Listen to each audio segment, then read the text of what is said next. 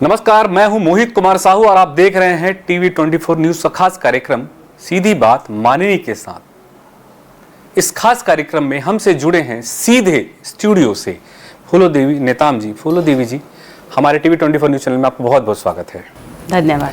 फूलो देवी नेताम छत्तीसगढ़ में कांग्रेस की राज्यसभा सांसद और साथ ही महिला प्रदेश की अध्यक्षा भी है। निश्चित रूप से बड़ा दायित्व है और बड़ा चुनौती भी है। कैसे देखते हैं? सही कहना है, बड़ा चुनौती और बड़ा दायित्व हो जाती है। बड़ा दायित्व है। बड़े लोगों का आशीर्वाद है, हमारे शीर्ष नेतृत्व का आशीर्वाद है, जो इतना बड़ा आशीर्वाद दिया राज्यसभा सांसद के रूप में, और एक विश्वास के साथ उन्होंने जो जिम्मेदारी मुझे सौंपी है। हमारा हमेशा प्रयास रहता है कि हम ज़्यादा से ज़्यादा लोगों का सेवा कर सकें, मदद कर सकें। इसके साथ साथ क्षेत्र, गांव और प्रदेश का विकास कर सकें। ये हमेशा प्रयास रहा है और महिलाएं किस तरह आगे आ सकती हैं, इस पे अधिकतर मेरा ध्यान रहता है। और महिलाओं के लिए ख़ास तौर पर राजनीति में बहुत बड़ा चुनौती है। महिलाएं किस स्तर से घर द्वार, बाल बच्चे को निकाल के पूरे परिवार को संभालती है, घर को सुरक्षित रखने का कोशिश करती है, आधा समय बचा के राजनीति स्तर में भी समय देती हैं। जब से देश में पंचायती राज, स्वर्गीय प्रधानमंत्री राजीव गांधी जी ने पंचायती राज व्यवस्था का लागू किया, वहाँ से महिलाओं को आरक्षण मिला। उस आरक्षण के तहत महिलाएं सरपंच के रूप में, जनपद सदस्य, जनपद अध्यक्ष, जिला पंचायत के सदस्य, जिला पंचायत के अध्यक्ष, नगर निगम, नगर पालिका में जिम्मेदारियां बखूबी से निभाई हैं। जब भी महिला को इस तरह के मौका मिला है, निश्चित तौर पर महिला एक लगन के साथ, ईमानदारी के साथ अपना कर्तव्य का निर्वहन की है। तो महिलाओं को जिस तरह से लगन के साथ काम करती हैं, चुनौती तो है, और राजनीति में आके बड़ी भूमिका निभाती हैं। निश्चित तौर पर जो ईमानदारी के साथ मन लगा के काम करते हैं, और उनके लिए बहुत बड़ी चुनौती भी नहीं मान सकती। बिल्कुल, क्योंकि दायित्व तो बड़ा हो जाता है। एक आप राज्यसभा सदस्य भी हैं, आपको वहां जाकर तमाम प्रदेशवासियों, देशवासियों के लिए प्रश्न भी करना है राज्यसभा में। इसके अलावा आप यहाँ पे अध्यक्ष भी हैं छत्तीसगढ़ जैसे प्रदेश में, जहाँ आए दिन महिलाएं असुरक्षित हैं, बड़ी घटनाएं, तमाम चीज़ें होते रहती हैं। हम किसी पे आरोप नहीं लगाएंगे, सरकार किसी की भी रहे, लेकिन हमने देखा है कि, और हम देखते भी आ रहे हैं कि महिलाएं देश में सुरक्षित नहीं है।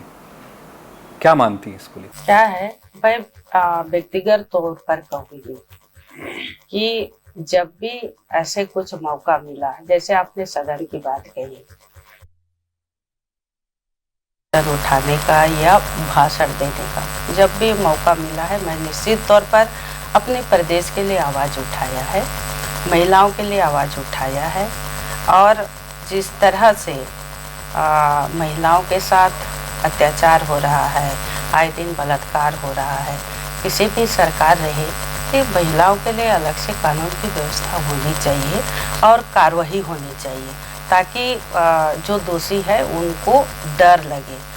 मैं आजकल देख रही हूँ बहुत ज़्यादा हमारे प्रदेश में अत्याचार बढ़ा हुआ है, आए दिन मर्डर। न्यूज़ चैनल खोल के देखो तो कम से कम एक दिन में 4-5 मर्डर तो रहेगा ही रहेगा। किसी बच्ची का बलात्कार होगा, किसी का मर्डर होगा, लूट खसोट होगा, चोरियाँ, डकैत। ये क्या है? हमें तो देख के बड़ा दुख हो रहा है। किसी की भी सरकार रहे, ये सब चीज़ में कंट्रोल होना चाहिए। निश्चित रूप से कंट्रोल होना चाहिए। ये तो खैर महिलाओं की सुरक्षा को लेकर, चूंकि आप महिलाएं हैं इसलिए हमने आपसे इस प्रश्न को भी इसलिए भी किया क्योंकि महिलाएं असुरक्षित हैं। अब वर्तमान की स्थिति देख रहे हैं, लगातार अखबारों में भी यही आ रहा है। अभी एक ट्रेंड भी बन गया है महिलाओं द्वारा पति को मार देने का। इस पर आप क्या कहेंगे? हाँ, ये ये ज़्यादा बढ़ने लग गया है। दो चार जो आजकल न्यूज़ चल रहे हैं तो उसमें महिलाएं भी पति को मार रहे हैं। कहीं ना कहीं ये असामाजिक तत्व से जिस तरह से ये सब नहीं होना चाहिए कि इस तरह से कभी इसके पहले ज़्यादा ऐसे सुनने को नहीं मिलता था। महिलाएं घर में परिवार के साथ अच्छा से रहने का कोशिश करती थी, पर अब महिलाएं भी ये सब चीज में शामिल हो रही हैं। बड़ा दुख की बात है। क्या कारण मानते हैं इसका? ये इसका मैं क्या कारण कह सकूं कि ना समझदारी कह सकूं या अच्छे अच्छे शिक्षित महिलाएं भी इस तरह के काम करने लगी हैं। गांव की महिलाएं तो और अच्छे से ईमानदार से रहते हैं। ईमानदारी गांव में ये सब सुनने को नहीं मिलता। ये शहर स्तर पे ही ये सब गलत परंपरा चालू हो गया है। तो ये सब में रोक लगना चाहिए। या तो नशा का सेवन करती होंगी, कई महिलाएं शहरों में नशा की भी सेवन करती हैं। तो सबसे ज्यादा अब ये आए दिन देखने की वजह से या गलत परंपरा अपनाए हैं, इसकी इस धारा की ओर जाने लगी हैं। ये ठीक नहीं है, सोचने वाली बात है। यदि महिलाओं को पूरा आधा अधिकार दे दिया गया है, आधा आधा पूरा अधिकार तो दिया ही गया है महिलाओं को पूरे देश में हमारे, और तमाम चीज़ें भी व्यवस्था कर दी गई हैं, बावजूद इसके क्या सामाजिक दूरियां बढ़ रही हैं या आजकल जो सोशल मीडिया है उसकी वजह से हो रहा है? ऐसे कई कारण हैं। आप इन कारणों, चूंकि आप तो सदन में भी बातों को रखती हैं, कई बातें उठती हैं, नियम बनाना है, कानून बनाना है, आप ही लोगों को करना है सब चीज़ें। तो इस तरह की चीज़ें हो रही हैं, तो आखिर रोक कब लगेगा? आप ही लोग ही कर पाएंगे, सदन में ही इस तरह की बातें उठेंगी, नियम कानून तो वही बनना है। देखिए, देश में महिलाओं की आधी आबादी है, लेकिन जो आधी आबादी के आधार पर महिलाओं को उस आधार पर अधिकार भी मिलना चाहिए, वो पूरा पूरा अभी नहीं है। और जिस तरह से आपने जो कहा महिलाओं के प्रति, निश्चित तौर पर महिलाओं को सशक्त होना चाहिए। यदि अप्रिय किसी प्रकार की घटनाएं घटती हैं, उस पे महिला सामना कर सके। और जो मैंने कही कि सरकार को, किसी की भी सरकार रहे, महिलाओं के प्रति अच्छी सोच रखे, महिलाओं को सम्मान दें, और महिला जो आगे आके जो गलत कदम उठाने लगती हैं उस पे महिलाएं ऐसा ना करके आप में खुद भी सुरक्षित रहे और दूसरों को भी सुरक्षित रखने का काम करें, क्योंकि ये गलत परंपरा की ओर जा रहे हैं। इसको सुधार लाने की बहुत जरूरत है। यदि इस प्रकार की सरकार ने नियम बनाती है, कानून बनाती है, तो हम तो विपक्ष में हैं, निश्चित तौर पर हम उनके साथ हैं। बिल्कुल। मैं आपसे ये भी समझना चाहूँगा, चूँकि आप छत्तीसगढ़ की हैं और आदिवासी महिला भी हैं, आपने चीज़ों को बेहद करीब से देखा है, खासकर बस्तर क्षेत्र से आती हैं आप, चूँकि पूरा प्रदेश ही आदिवासियों का रहा है। महिलाओं को लेकर आप क्या सोचती हैं, खासकर आदिवासी महिलाओं को लेकर? देखिए, आदिवासी इलाकों में पहले की अपेक्षा बहुत कुछ सुधार आया है। इसके पहले शिक्षित नहीं थे, आज महिलाएं बहुत शिक्षा की ओर भी आगे बढ़ी हैं। बहुत सारी महिलाएं बड़े बड़े ऊंच पदों पे गई हैं, सर्विसें करते हैं और इसके साथ साथ बच्चों को पढ़ाते हैं। इसके पहले क्या हुआ करता था कि कहीं ना कहीं किसी न किसी प्रकार की दिक्कतें थी, तो जिसके कारण महिलाएं और बालिकाएं, बच्चे सामने नहीं आते थे। या तो स्कूल बहुत दूर दूर में हुआ करता था, सुख सुविधाएं नहीं हुआ करता था, सड़क पुल पुलिया नहीं हुआ करता था। उसके बावजूद उस परिस्थितियों में भी यदि उनके पेरेंट्स अच्छे हैं, पढ़े लिखे हैं, तो उस परिस्थितियों में भी बच्चों को आगे लाने का प्रोत्साहन किया है। और अभी के स्थिति में सरकार ने सारा सुविधा दे रखा है, खाने का मध्याह्न भोजन, चलने के लिए साइकिलें, तो इसका भरपूर लाभ उठाना चाहिए।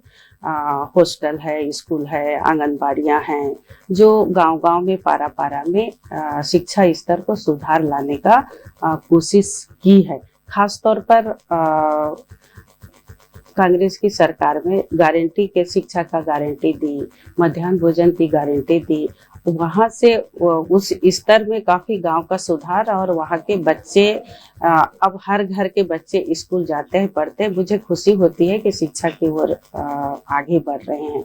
तो उसके साथ साथ महिलाएं भी आगे बढ़ रहे हैं। यदि एक घर के बच्चा यदि शिक्षित होके, एक घर की बेटी शिक्षित होके किसी के घर में जाती है, बहू बनती है, तो उसका पूरा पढ़ा लिखा परिवार मिलता है। उसके साथ साथ गांव और देश में विकास होने की ज़्यादा संभावना होती है। हम अगर केंद्र सरकार की बात करें, महिलाओं को लेकर मुद्दों की तमाम बड़े बड़े योजनाएं होती हैं, सब घोषणा की जाती है। उन मुद्दों के साथ, उन घोषणाओं के साथ क्या कार्य हो रहा है? वो केंद्र सरकार की बात करें तो, क्योंकि आप तो सदन में भी आती जाती हैं। देखिए, अभी हम विपक्ष में हैं, मोदी जी का सरकार है केंद्र में, बोलते ज़्यादा है, करते नहीं है। जिस तरह से महिलाओं को पूरा जिम्मेदारी के साथ लाभ मिलना चाहिए, वो नहीं मिलता। अब महिला आरक्षण बिल लाए संसद में, लेकिन अधूरा है, आज तक लागू नहीं हुआ। 2013 में आदरणीय सोनिया गांधी जी ने पत्र लिखा, कांग्रेस की सरकार थी, उसके बाद अटल बिहारी वाजपेयी की सरकार थी बीजेपी की। तब आदरणीय सोनिया जी ने एक पत्र लिखा था उस समय कि हम विपक्ष में हैं, आपकी सरकार है, महिला बिल को लेकर हम आपके साथ हैं, आप पारित करिए। दूरा दरस्ता है, पर अब मोदी जी बिल तो लाए, सदन में चर्चा हुई, पास भी हो गई, लागू कब करेंगे? लागू कर देना चाहिए। महिलाओं को महिला आरक्षण बिल जब पास होगा तो महिलाओं के लिए आरक्षण होगी, तो महिला वहां से चुनाव लड़के आगे आएगी। और जिस तरह से मैंने कहा कि पंचायतों में, नगरीय निकायों में महिलाओं को जब उनका जिम्मेदारी मिलती है तो बहुत अच्छा काम करते हैं, ईमानदारी के साथ काम करते हैं, अपनी जिम्मेदारी निभाती है। तो इसी तरह आगे भी विधानसभा, लोकसभा की आरक्षण के तहत महिलाएं आगे आएंगी, तो महिला अपना देश और प्रदेश के लिए बहुत अच्छा काम करेंगे, विकास करेंगे, और महिलाओं के लिए आगे आने के लिए प्रोत्साहन करेंगे, और महिलाओं के अधिकार के लिए लड़ाई लड़ेंगे। मैं जी बिल्कुल। मैं एक चीज़ आपसे और भी समझना चाहूँगा, चूँकि आप तो मुख्य सदन दिल्ली में ही बैठती हैं, ज़्यादातर जाती हैं। मैं आज अभी के वर्तमान परिस्थिति में देखना, मतलब हमको ये देखने को मिल रहा है कि ज़्यादातर महिलाएं, अधिकांशतः आए दिन हमें देखने मिलता है कि अब वो अपराधों में ज़्यादा संलिप्त हो रही हैं। अपराध क्रिएट, जैसे अगर सरकारी नौकरी में कई लोग हैं, बड़े पदों पर भी हैं, तो भ्रष्टाचार के बड़े मामले उन पे लग रहे हैं। आप छत्तीसगढ़ ले, मध्य प्रदेश ले, कहीं भी ले सकती हैं, ऐसा पूरे देश में बड़े बहुत सारे हैं। छोटे छोटे पटवारी से लेकर तमाम खासकर महिलाओं को लेकर मैं आपसे बात करना चाहता हूँ। पुरुष तो करता ही है, पुरुष को तो ठीक ही था, महिलाएं भी भ्रष्टाचार और अपराधों में लिप्त हो चुकी है। कहीं ना कहीं पुरुष ही प्रोत्साहन करता होगा, महिलाओं का भावना नहीं रहता, महिलाओं का इस तरह का करने का भावना नहीं रहता। कहीं ना कहीं ये सब करने के लिए या तो मजबूर रहते हैं, या तो प्रोत्साहित करते हैं, या तो फिर कहना चाहिए कि ज्यादा लालच की ओर दौड़ते हैं। स्पष्ट तौर पर धन कमाने का ज्यादा लालच। हाँ, स्पष्ट तौर पर। और महिलाएं अपने दिल से मैं ये काम करूं ऐसे नहीं सोचती, ये मैं समझती हूँ। अच्छा, आप चूंकि आप तो बहुत बस्तर से हैं, और बस्तर के लोग बड़े सरल होते हैं, आपका सोच बड़ा सरल है। बस्तर की महिलाएं सरल हैं, सीधे हैं और ईमानदार भी हैं। लेकिन चूंकि आप राज्यसभा सांसद भी और अध्यक्ष भी हैं, आप तो ठीक है, आप एक पक्ष से बात कर रही हैं, लेकिन जैसे अभी बड़े बड़े मामले आए, जैसे सोनम गुप्ता वाला इंदौर का एक बड़ा मामला आया, याद है कि वो उसने अपने तीसरे दिन ही अपने पति को मार दिया। एक महिला थी वो, क्या उसके मन में किसी पुरुष ने तो नहीं उकसाया था इस बात को लेकर? जहां तक उसकी बात आ रही है, उसने खुद से मारा उसको। उदाहरण के लिए सिर्फ समझा रहा हूँ, बताना चाह रहा हूँ आपको कि उसके मन में था कि वो 3 दिन बाद उसको मार देगी वो। अब देखिए, उसमें ऐसे यहाँ पे भ्रष्टाचार के बड़े मामले आते हैं। अभी जैसे बड़े बड़े IAS लोग बड़े बड़े पैसे लेते पकड़ाए, जेलों में थे काफी समय तक। देखिए, दिल को कौन पुरुष बोला होगा कि आप ऐसा करो? दिल को दहलाने वाली घटना थी, सोनम वाली घटना। कहीं ना कहीं प्रेम संघर्ष से पागल रही, दोनों मिलके किए इस 4 लोग थे, 2 लोग तो नहीं थे। हाँ मतलब माइंड तो अब उनके प्रेम जिनके साथ प्रेम संगत रहा होगा ये सब मिलके वो करके किए। और इस तरह नहीं होना चाहिए, ये महिलाओं के लिए अच्छी बात नहीं है, शर्मनाक बात है। और उनको तो ऐसे महिलाओं को तो सजा मिलना चाहिए, ऐसे महिलाओं को सजा मिलना ही चाहिए, नहीं छोड़ना चाहिए, क्योंकि महिलाओं पे, बाकी महिलाओं पे बुरा असर पड़ता है। मैं एक महिला के नाम से एक धब्बा बनता है। जी जी, बिल्कुल आपने एक जो बात की कि सजा जरूर मिलनी चाहिए, लेकिन आप क्या समझती हैं कि हमारे देश में जो नियम है, जो कानून है, वो अब लोगों की नज़रों में बहुत कम हो चुका है, जिसके चलते वो अपराध बड़े संख्या में, चाहे महिला हो पुरुष हो, तमाम लोग बड़े अपराध कर रहे हैं, अपराध बहुत कर रहे हैं, अपराध बहुत हो रहा है पूरे देश भर में आए दिन। तो अब नियम कानून संविधान का डर नहीं रहा, या कहीं न कहीं पर प्रशासनिक, राजनीतिक, पुलिस, न्याय, सब व्यवस्था पे अब उनका विश्वास उठ चुका है, या डर खत्म हो चुका है? क्या लगता है आपको? बहुत चिंता वाली विषय है, सोचने वाली बात है। आजकल बराबरी की ओर से कहीं ना कहीं ये जो सोशल मीडिया है, टीवी है, मोबाइल है, इसमें भी देख के उनके दिमाग में उल्टा सीधा जो सोच रखते हैं, ये बहुत दुखद वाली बात है। जबकि ये सब चीज़ में उपयोग नहीं करना चाहिए, ये सब चीज़ की ओर ध्यान नहीं जाना चाहिए, लेकिन हो रहा है। बहुत ही चिंता वाली विषय है। इस ये सबको देखते हुए बहुत सरकार को बड़ी कदम उठाना चाहिए। जब तक से नियम कानून कठोर नहीं बनेंगे तो? किस तरह से हम इसको रोक सकते हैं, इस पे सोचने की आवश्यकता है। मैं आपसे, चूंकि अब हम समझते हैं कि जैसे आप राजनीति में आई, आज से अगर 20-25 साल, 30 साल पहले की बात करें तो राजनीति एक सेवा हुआ करती थी, सेवा का माध्यम हुआ करता था, जनता की सेवा का एक माध्यम हुआ करता था। अब आजकल ये सेवा नहीं बनकर उद्योग बन गया है। कैसे देखती हैं आप इसे, कैसे समझती हैं? कंपटीशन बढ़ा हुआ है। इसके पहले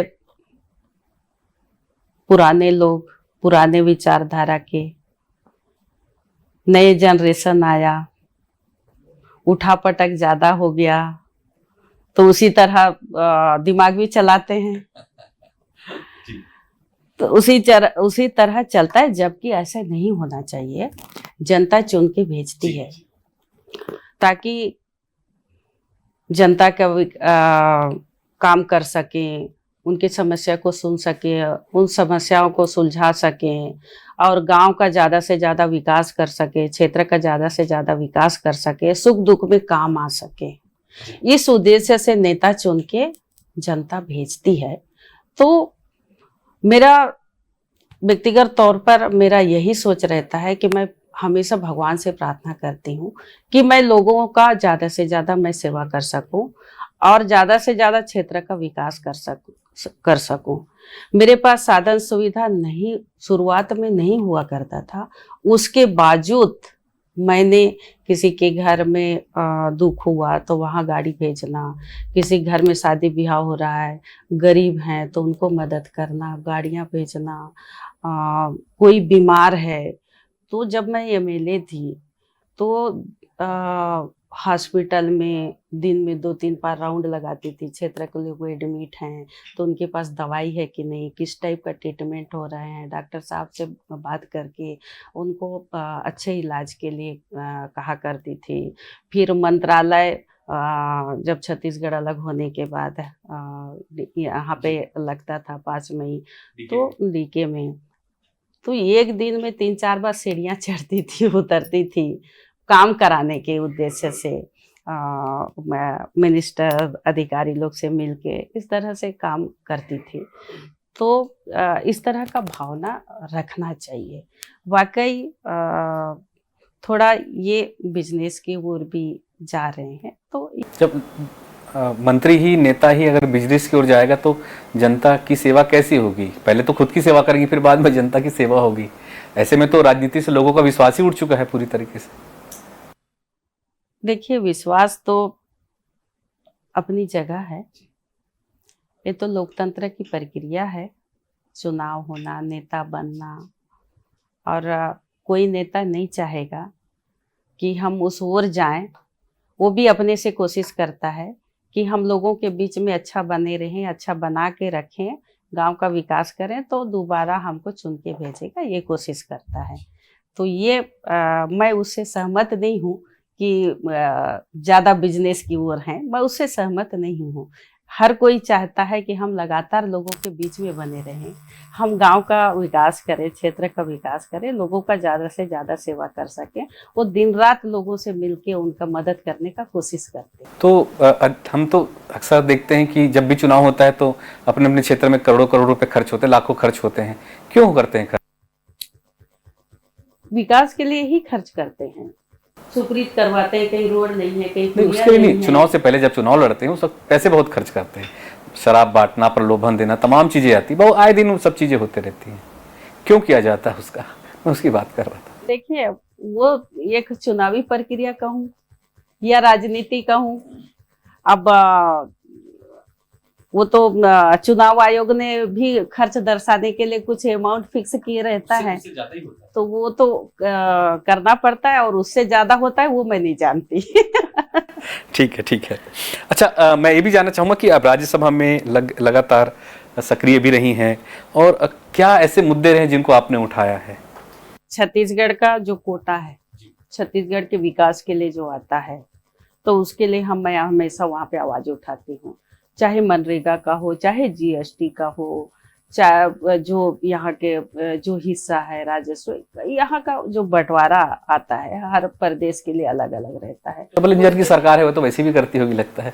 हाँ, भले अब यहाँ पे कांग्रेस की सरकार थी तब दिक्कत रही होगी जरूर, लेकिन अभी तो मुझे लगता है कि अब किसी की भी सरकार रहे, छत्तीसगढ़ का हिस्सा है, वो मिलना ही चाहिए, तो इसके लिए हम तो हमेशा आवाज उठाए हैं। आप क्या मानती हैं, क्या वजह है कि छत्तीसगढ़ में कांग्रेस की सरकार पैर नहीं जमा पा रही? कभी कांग्रेस का गढ़ हुआ करता था पूरा छत्तीसगढ़। क्या है, सरकार कांग्रेस की थी 5 साल, इसके पहले लगातार 3 बार भारतीय जनता पार्टी की थी छत्तीसगढ़ में, अब फिर से बीजेपी की आई, अब आने वाले समय में फिर से कांग्रेस आएगी, क्योंकि जिस तरह से भारतीय जनता पार्टी साई जी की सरकार है, वो छत्तीसगढ़ का जिस तरह से विकास होना चाहिए, काम होना चाहिए, वो नहीं हो रहा है। क्राइम बढ़ा है, हत्याएं बढ़े हैं, लूट खसोट ज्यादा हो रहे हैं, बलात्कार ज्यादा हो रहे हैं, मर्डर ज्यादा हो रहा है, और कानून व्यवस्था चरमरा गई है। इससे लोग तरसते हैं, किसानों को समर्थन मूल्य में धान खरीदी नहीं हो रही है। अब खेती बाड़ी का सीजन है, लेम्सों में बीज नहीं मिल रहा है, खाद नहीं मिल रहा है, सबके लिए तरसता है किसान, किसान बहुत ज्यादा परेशान है। कांग्रेस की सरकार, भूपेश बघेल जी की सरकार थी, समर्थन मूल्य घोषित किए और अच्छा खासा पैसा मिलता था। उस पीरियड में, उस समय का आप रिकॉर्ड उठा के देखेंगे कि किस ट्रैक्टर के शोरूम में, वो बस्तर, बीजापुर, सुकमा, कोंटा, सभी जगह से इतने ज्यादा ट्रैक्टर उठा, इतना ज्यादा मोटरसाइकिल उठा, जबकि उस 2 साल में कोरोना काल था। तो किसानों के पास इतना पैसा हुआ, आर्थिक दृष्टिकोण से संपन्न हुए, गाड़ियां बिकने लगे, व्यापारी मजबूत हुए, तो इस तो तरह फिर का, क्यों हार गई फिर कांग्रेस, इस तरह जब इतना का अच्छा काम किए थे तो? इतना अच्छा काम किए, लोग अभी पछता रहे हैं कि कांग्रेस की सरकार अच्छा थी।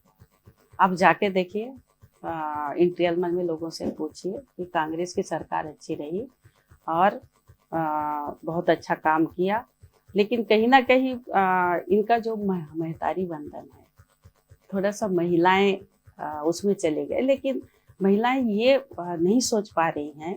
तो पैसा तो मिल रहा है उनको, उनको पैसा मिल रहा है, ठीक है, लेकिन ये आगे नहीं सोच पा रही हैं महिलाएं कि गैस सिलेंडर का रेट कितना हुआ, डीजल पेट्रोल का कितना भाव बढ़ा, खाने का तेल, राशन, कितना महंगाई है, इस पे नहीं जा रहे। बिजली बिल हाफ किया था कांग्रेस सरकार ने, बिजली बिल आजकल बहुत आ रहा है, जहाँ पे 1000 रुपए आता था वहाँ पे 1500-2000 बिल आने लगे हैं। बिजली की कटौती इतनी हो रही है, बिजली आए दिन गोल हो जा रहा है। और कांकेर में किसान धान लगाए थे, बहुत सारे वहाँ खेती होती है गर्मी में, बिजली नहीं होने के कारण कई किसान अपने धान को गाय चराते, बोले पानी नहीं है, धान कहाँ से होगा, लाइट ही नहीं रहता है, तो इस तरह के इस सरकार में जो हो रहा है उससे लोग तरसते हैं। आने वाले समय में निश्चित तौर पर कांग्रेस को फायदा मिलेगा। आप बोले कि कांग्रेस इतना काम करने के बावजूद कैसे नहीं बनी, हमें कहीं ना कहीं समीक्षा करने की जरूरत है कि हम कैसे नहीं बना पाए। तो अभी भी बहुत सारे चलते हैं, तभी भी अलग अलग गुटों में है, बटा हुआ है चीज़ें। अलग बस्तर का गुट अलग, इधर बिलासपुर का गुट अलग, इधर दुर्ग भिलाई का गुट अलग, बहुत सारे गुटों में बटा हो। देखिए, बहुत बड़ा पार्टी है, विशाल है कांग्रेस पार्टी। धीरे धीरे कांग्रेस तब तो केंद्र से, मतलब अब बड़े राज्यों से भी खत्म होते जा रही, बड़े बड़े कम आ रहे हैं। लेकिन जहाँ पे प्रक्रिया चलती है, जहाँ पे किसी मुद्दे के लिए लड़ाई लड़ना है, तो वहाँ पे एक होके लड़ रहे हैं जिसका फायदा मिलता है। राहुल जी जब से नेता प्रतिपक्ष बने हैं उसके बाद कहीं ना कहीं मोदी जी दबाव में हैं। उन्होंने कहा था कि 400 पार करेंगे, 200 के आसपास निपट गए। तो आप लोग भी तो कम ही आए, आप लोग भी तो 200-400 इतने इंडिया गठबंधन थी आप लोग की भी। आप लोग की भी सोचे, आप लोग भी पूरे इंडिया गठबंधन थी पूरे देश में। ऐसे ऐसे डिंडोरा नहीं पीटे जो मोदी जी हमेशा 400 पार 400 पार, लेकिन इतना इंडिया गठबंधन के साथ लड़े। राहुल जी का जो पदयात्रा निकला उससे देश की जनता समझ गई, और वो मोदी जी 400 पार का 200 के आसपास निपट गए, जो मिलजुल के सरकार चला रहे हैं। अभी भी कब क्या हो जाए कि कोई ठिकाना नहीं है। और दूसरी बात, राहुल जी हमेशा कहते थे जाति जनगणना के बारे में, कहीं ना कहीं मोदी जी दबाव में आके घोषणा तो किए जाति की जनगणना होना चाहिए, इस बात को स्वीकारे और इतना दबाव डाले जो कृषि बिल लेके आए थे मोदी जी। विपक्ष ने इतना दबाव डाला, सदन से लेकर सड़क तक की लड़ाई खूब लड़ी, आखिर मोदी जी को उस बिल को वापस लेना पड़ा। इस तरह से अनाप शनाप में मोदी जी कुछ भी बोलते हैं और बगैर सोचे समझे करते हैं, बाद में उनको वापस लेना पड़ता है केवल विपक्ष के दबाव के कारण। दबाव तो है, राहुल जी एक्टिव होके काम कर रहे हैं, सबको साथ लेके चल रहे हैं, और फिर वो हमेशा किसान, मजदूर, महिला और नौजवान साथियों की लड़ाई लड़ रहे हैं। तो मैं आपसे एक संक्षेप में छोटा सा प्रश्न भी चाहूँगा, चूँकि कांग्रेस भी 47 आज़ादी, देश की आज़ादी पर तो कांग्रेस की सरकार ही थी अधिक समय। फिर ये जो बिल है, ये तमाम जो बिल होते हैं, कांग्रेस चाहे कृषि बिल हो, जाति जनगणना की बिल हो, तमाम चीज़ें हो, कांग्रेस क्यों नहीं की फिर उस समय? अभी विपक्ष में होने के नाते वो इतना प्रेशर कर रही कि ये करो, तो उस समय क्यों नहीं किया? वो खुद भी तो कर सकते थे सब चीज़ों को। लाए थे पर नहीं कर पाए थे, तो अब मोदी जी लाए तो उन्होंने भी नहीं कर पाए, उल्टा कर लिए थे। क्या है, कांग्रेस ने देश को आजादी दिलाई। किसी भी चीज को, नई चीज को करे तो थोड़ा टाइम तो लगता है, पर कांग्रेस ने बहुत कुछ किया। और मैं वो परिवार से जुड़ी हूँ, वो पार्टी विचारधारा से जुड़ी हूँ जो गांधी जी का, जिन्होंने देश की आज़ादी को इतना लड़ाई लड़ी कि उनके परिवार में सारे हमारे दिग्गज लोग निछावर हुए, तब हमारा देश को आज़ाद मिला। और आज़ादी के बाद से लगातार कांग्रेस सत्ता में रही है। जहाँ पे सुई नहीं बनता था, जहाँ पे उस देश में आज सुई से लेकर हवाई जहाज तक चल रहे हैं, तो ये काम कांग्रेस ने किया। अब हमेशा भारतीय जनता पार्टी के लोग मोदी जी कहते हैं कि कांग्रेस ने क्या किया। मैं पूछना चाहती हूँ, जिस स्कूल, जिस कॉलेज, जहाँ पे पैदा भी हुए हैं ना, वो सारा चीज़ कांग्रेस ने किया है। तो जब हमेशा कहते हैं कि कांग्रेस ने 70 साल में क्या किया, हम पूछना चाहते हैं कि 15 साल में आपकी भी तो सरकार है, आपने क्या किया, वो उपलब्धि बताओ ना। आप तो सारा चीज बने बुनाए दिए हैं, उसी को चला रहे हो, उसको भी ढंग से नहीं चला पा रहे हैं, तो आपको सवाल पूछने का भी अधिकार नहीं है। आप 15 साल तक क्या कर रहे हो, आपकी उपलब्धि बता दो, एक आध ऐसे कुछ किए हो तो उस पर तो जा नहीं रहे हैं। चलिए, अब ये तो आरोप प्रत्यारोप वाली बातें हुई। अब मैं आपसे थोड़ा ये भी समझना चाहूँगा, क्योंकि झीरम घाटी एक बड़ा हादसा था, एक बड़ा राजनीतिक हत्याकांड भी कह सकते हैं, बड़ा आज तक वो सामने नहीं आ पाया। आखिर क्या वजह थी उस हत्या के पीछे, जिसमें कांग्रेस के पूरे प्रथम लाइन के जो बड़े नेता थे वो शहीद हो गए, उनकी मौतें हो गई। क्या वजह मानती झीरम, क्योंकि आप भी उस झीरम घाटी में थे, उस पूरे उसमें घटना के समय आप भी थी वहां पर। देखिए, मैं जैसे ही चेयर में बैठी आपके साथ, तो आपने महेंद्र कर्मा जी का, पटेल जी का, झीरम घाटी का जिक्र किया, तो उसी समय मैं सारा चीज भूल गई कि मेरे को क्या बोलना है, क्या करना है। क्योंकि मैं जब तक जिंदा रहूंगी, झीरम घाटी बस्तर की उस धरती जहाँ पे जो घटना हुई 25 मई 2013 दिन शनिवार, उस धरती वहाँ पे लाल हो गया था, जो हमारे बड़े बड़े नेता शहीद हुए, तो उस जगह से मेरा तो नया जीवन है। उस जगह से बच के आना, और मैं आते ही यहाँ इस चेयर में बैठी तो आप उसी का जिक्र किए, तो मैं थोड़ा सा, झीरम का बात आता है तो थोड़ा मायूस वो हो जाती हूँ।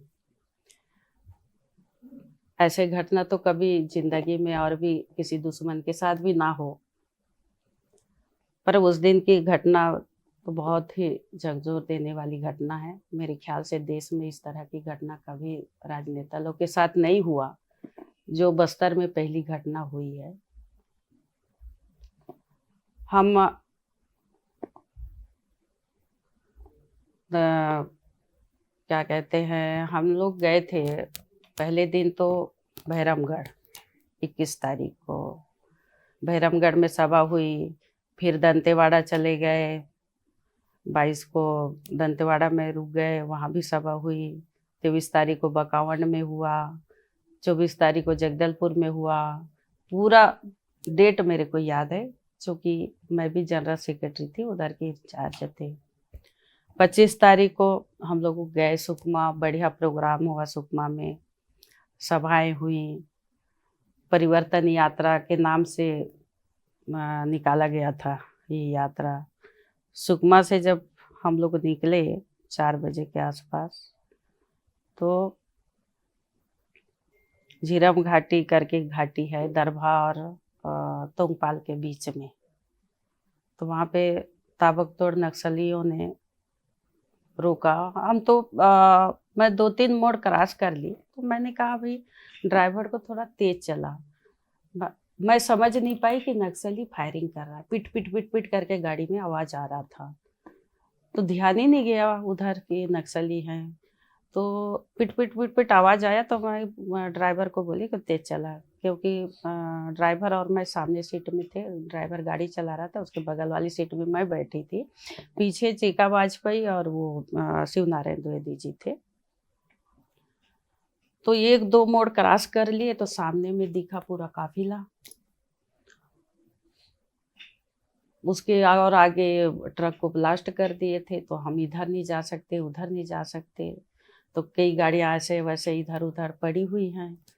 फिर हम लोग भी वहीं पहुंच गए, तो हम लोग की गाड़ी, ड्राइवर ब्रेक भी नहीं मार पाया, उसके कूल्हे में गोली लगी।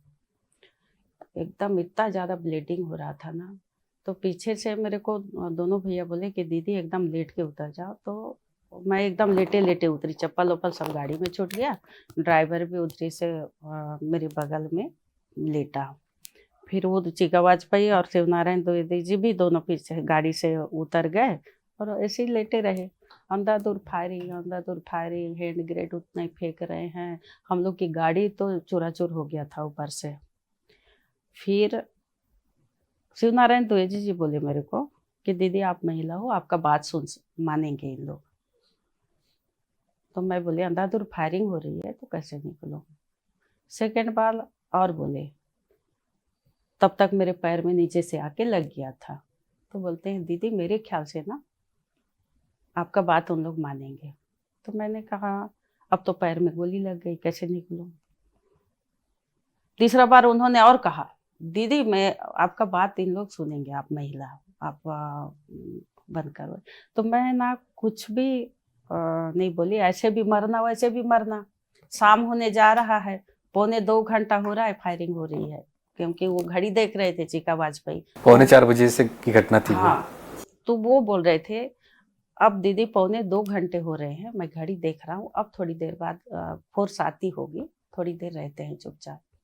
अब उन्होंने तीसरे बार मेरे को बोला तो मैं धीरे से कुछ भी नहीं बोली, उनको खड़ी हो गई, बस करो करके 2 बार चिल्लाई। तो उनके लीडर का आवाज आया कि बंद करो करके, तो फायरिंग बंद हो गई। फायरिंग बंद हो गई, कर्मा सिलेंडर करो। फिर वो कर्मा जी का निकलना और वो उनका बोलना साथ साथ हो गया। मैं जहाँ खड़ी थी वहीं पे कर्मा जी आए, उसके बाद दोनों को ले गए, कर्मा जी को पीछे तरफ से बंदूक तान दिए, मेरा हाथ को पकड़ी। महिला नक्सली थे? महिला नक्सली, वो नक्सली था, कर्मा जी को पीछे तरफ बंदूक ताने थे और हाथ को मेरा पकड़ के महिला नक्सली रही। ऐसे ही 400-400 फीट, 2-3-3, 400-400 फीट में लेटा दिए। जैसे लेटा है वैसे संगीन से कर्मा जी को गोद डाली, उसके बाद इतना बड़ा पत्थर उठा के सर में पटक दिए। तो जो आया वो गोदा, जो आया वो गोदा। मेरे को आते थे बंदूक के नोक से? बंदूक के नोक से। फिर मेरे पास आते थे, कर्मा को देखे, कर्मा को देखे, ऐसा बोलते थे। फिर वहाँ ये भी पूछ रहे थे कि इसमें से नंद कुमार पटेल कौन है। मैंने कहा भाई वो तो पहले चले गए, वो हम लोग के साथ नहीं थे, वो पहले ही निकल गए, हमको पता भी नहीं। शुरू की गाड़ी में, शुरू में रहा होगा, गाड़ी में थे वो। बाद में सुनने को मिला कि शुरू में था करके दिनेश जी और वो हाँ, तो नंद कुमार जी, वो हम लोग के जो हम लोग को ले गया था ना, वो उसमें नहीं थे वो। फिर कर्मा परिवार है क्या, मैं बोली कोई नहीं है यहाँ। फिर पुलिस वाले की, तो हिंदी थोड़ी बात कर रहे थे, तो हल्बी से बात, हिंदी में बात कर रहे थे। फिर यहाँ कितने पुलिस वाले हैं, मैंने कहा कोई पुलिस वाले नहीं है, सब कांग्रेस के कार्यकर्ता। मेरे को बोले क्यों गए थे, मैं बोली कांग्रेस का प्रोग्राम था, कार्यकर्ता हूँ, चली गई थी, तो पहले निकलना था, ऐसे बोलते। मैं बोली ऐसे नौबती आने नहीं दिए, अंधाधुंध फायरिंग किया, कैसे निकलती।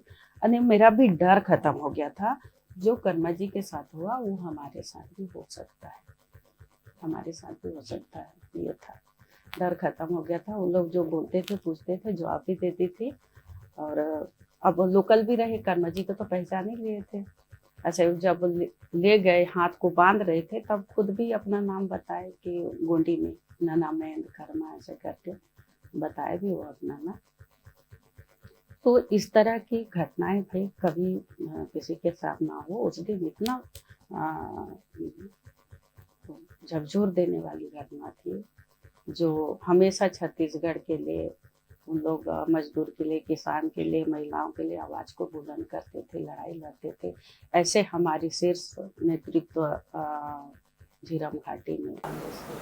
तो अब लगता है कि आपको ये पूरा मामला अब सामने आएगा? बिल्कुल, न्याय मिलेगा इसका कुछ? इसी उम्मीद पे टिके हैं, कब न्याय मिलेगा, इसी उम्मीद पे जी रहे हैं। चलिए, बिल्कुल न्याय मिलेगा। और मैं आपसे संक्षेप में एक जानना चाहूँगा, चूँकि आप छत्तीसगढ़ प्रदेश के लिए सांसद भी हैं और अध्यक्ष भी हैं कांग्रेस की, आगे आप क्या चाहती हैं प्रदेश में, किस तरह का विकास हो, कैसा काम करें, आप कैसे काम करें छत्तीसगढ़ में, फिर से आपकी सरकार आए कांग्रेस की, क्या करना चाहते हैं आप? देखिए, हम विपक्ष में हैं, इन्होंने जो काम नहीं करते उसको तो हम सड़क से लेकर सदन तक चिल्ला ही रहे हैं, बोल रहे हैं, रख रहे हैं, आवाज उठा रहे हैं। और ये जब तक लोगों का न्याय ना मिले, महिलाओं को अधिकार ना मिले, युवाओं को रोजगार ना मिले, तब तक कांग्रेस इस लड़ाई को लड़ेगी। बिल्कुल। तो ये फूलोदेवी नेताम जी, जो राज्यसभा सांसद भी छत्तीसगढ़ से और प्रदेश कांग्रेस के अध्यक्ष भी हैं। निश्चित रूप से एक बड़ा दायित्व है, बड़ी चुनौती है, क्योंकि प्रदेश में भी कांग्रेस की सरकार नहीं है, फिर भी लगातार प्रयास कर रहे हैं, जनता की लड़ाई को सड़क की लड़ाई बना रहे हैं, लगातार विपक्ष के नाते जो उनकी भूमिका है वो निभा रहे हैं और निश्चित रूप से अपनी जो है वो एक सफल बनाने का प्रयास करें, ताकि जनता के बीच जाएं और जनता के काम को बेहतर कर पाए। बहुत बहुत धन्यवाद, बहुत बहुत शुक्रिया फूलोदेवी जी हमसे जुड़ने के लिए। नमस्कार। नमस्ते, आपको भी बहुत धन्यवाद।